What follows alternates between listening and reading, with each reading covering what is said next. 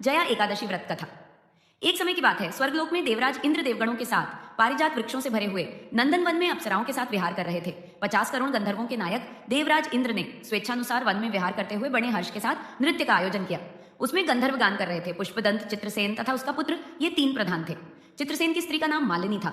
मालिनी से एक कन्या उत्पन्न हुई थी जो पुष्पवंती के नाम से विख्यात थी। पुष्पदंत गंधर्व के एक पुत्र था जिसको लोग माल्यवान कहते थे। माल्यवान पुष्पवंती के रूप पर अत्यंत मोहित था। ये दोनों भी इंद्र के संतोषार्थ नृत्य करने आए थे। इन दोनों का गान हो रहा था। इनके साथ अप्सराएं भी थी। परस्पर अनुराग के कारण ये दोनों मोह के वशीभूत हो गए। चित्त में भ्रांति आ गई, इसलिए वे शुद्ध गान न गा सके। कभी ताल भंग हो जाता और कभी गीत बंद हो जाता था। इंद्र ने इस प्रसाद पर विचार किया और इसमें अपना अपमान समझकर वे कुपित हो गए। अतः इन दोनों को शाप देते हुए बोले, ओ मूर्खों, तुम दोनों को धिक्कार है। तुम लोग पतित और मेरे आज्ञा को भंग करने वाले हो, अतः पति पत्नी के रूप में रहते हुए पिशाच हो जाओ। इंद्र के इस प्रकार शाप देने पर इन दोनों के मन में बड़ा दुख हुआ।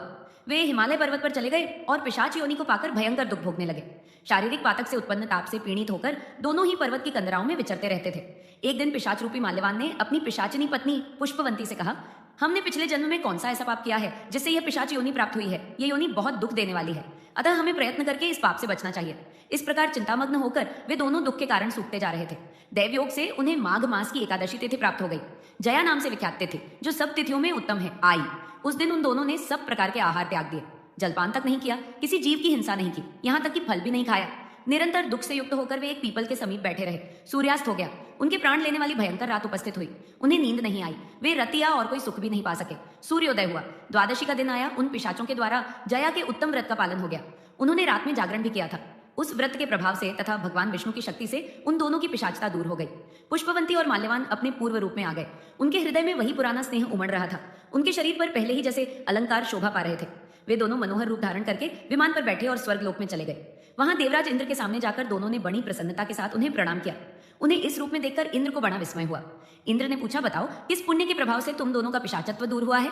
तुम मेरे शाप को प्राप्त हो चुके थे, फिर किस देवता ने तुम्हें उससे छुटकारा दिलाया है? माल्यवान बोला, स्वामीन भगवान वासुदेव की कृपा से तथा जया नामक एकादशी के व्रत से हमारी पिशाचता दूर हुई है। इंद्र ने कहा, तो अब तुम दोनों मेरे कहने पर सुधापान करो।